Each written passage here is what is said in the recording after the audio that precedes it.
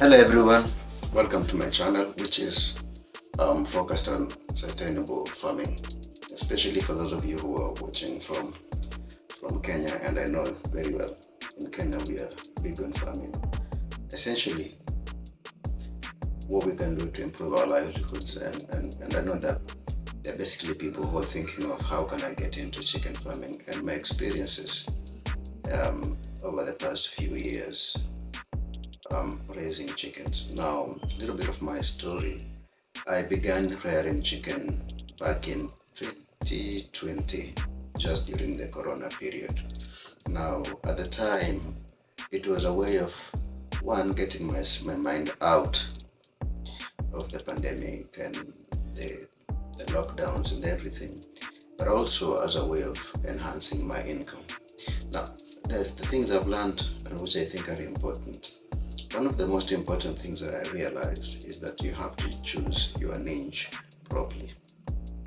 You have to choose your niche properly. Now, there are basically three types of farming when it comes to chickens in Kenya specifically. You have one, Kenyeji, which I'll put together Kenyeji and improved Kenyeji in just one category, which is raising chickens for both meat and both eggs, and you want them to be in a form of a mixed form of raising them. In other words, you want that they're not confined, or you can confine them a little bit, and also you can allow them to free range for a short time. So it's usually a combination of that. Now, for people who want to venture into that, number one, this is perhaps more important, is that you cannot, let me repeat, you cannot make a profit if you basically provide all the meals for these chickens. In other words, if you don't allow them to scavenge, you're not going to make anything out of it. And I know you've been told that you can just be able to buy chicken feed and give it to them, chicken feed, give them chicken feed, give them. Ultimately, when you take your chickens to the market, you're competing with people who are just doing free range. So how do you compete with such people? It's very difficult. And from my experiences, you need to buy some feeds to complement what they are eating, what they're scavenging, especially when they're scavenging. Sometimes maybe they don't get adequate food, especially if you are in a place where there's not a lot of grass, like where I am.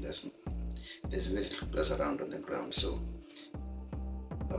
sometimes they can sleep hungry. So you have to add them some of the feeds that you bought.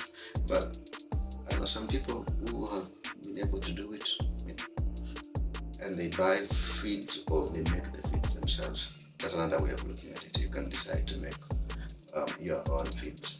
So that is one. The second category of farmers is what I would call those who are interested in basically meat, and specifically what we call broilers. You're raising chickens for meat, specifically for meat. Now, for this one, you cannot free range them.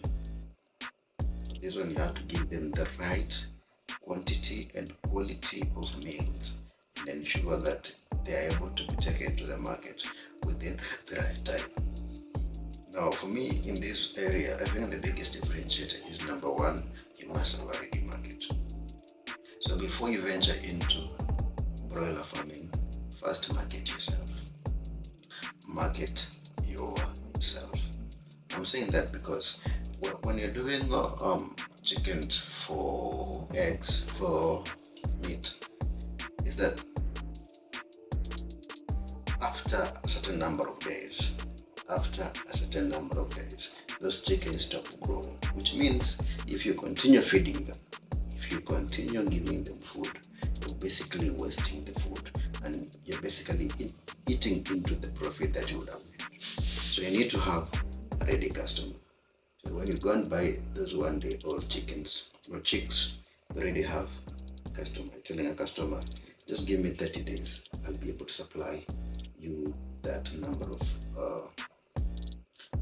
chickens that you require. But also, more importantly, and I think this is very key, is that you need to have some form of refrigeration, because now sometimes even just a single day, like I'm telling you, if you have, let's say, 100 chickens, 100 of them, 100, just 100. Remember, in a day they are consuming about 1,000 Kenyan shillings. So which means if you keep them even just for a week more of 7 days, it means you're losing 7,000 Kenyan shillings. That is a lot of money. So my point is, always have a plan for refrigeration, but also find a farmer, find buyer first before you start it.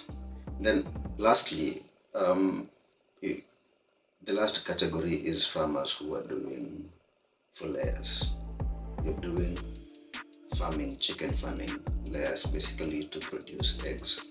Now this is a field where I'm now conversant with. For those of you who have seen my prior video, I actually started by doing improved Kenyeji, and then I switched from improved Kenyeji, started doing layers. Now for layers, I would say the market is readily available, but this is where it becomes tricky. The market is available, yes, but the challenge that we have with the market is that the prices can be so low to the point where you're not making a sustainable profit.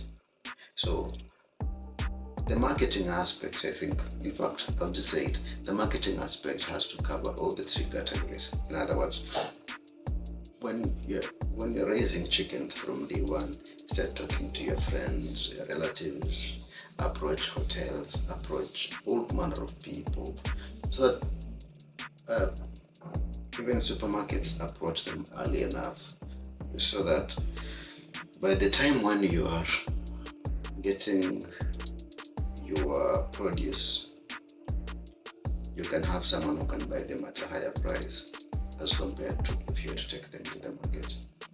Another thing is, if you also can have people coming and picking them from your farm, that's good enough in my view. So overall, I would say whenever you start chicken farming, I think it's first choose your niche, and this is very important. Choose your niche, and then focus on what are the key differentiators within that niche. Once you do that, I'm very sure you're going to succeed. So first, decide on your niche. Once you decide on that, then you can decide what you can do going forward.